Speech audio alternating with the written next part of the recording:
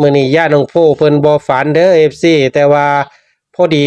เต่ามันย่างมาเข้าเฮือนเพิ่นพี่น้องเนาะเต่าย่างเข้ามาเฮือนเพิ่นแต่ว่าในตัวเต่านั่นเห็นเลข7ตัวเดียวเนาะเห็นเลข7ตัวเดียว FC เห็นตัวเลขบ่แต่ว่าอยู่ในเต่านั่นเลข7ตัวเดียวเพิ่นกลับมาแต่เลี้ยงงัวพอดีมาฮอดเห็นเต่าอยู่เฮือนเพิ่นเลยจับมาเบิ่งตัวเลขครับพี่น้องเนาะเห็นตัวเดียวนี่บ่เลข7นี่ตัวเดียวเลยเห็น7ตัวเดียวครับพี่น้องเนาะ7 1ตัวแต่ว่า7 1ตัวแต่ว่าน้องโพตีเป็น7เก่าเด้อ FC เนาะ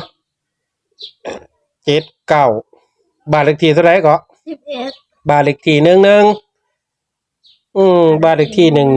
11หรือ711บ่ฮะก็มีส่วนนี่เนาะ7ตัวนี้มี7อยู่แล้ว711บ่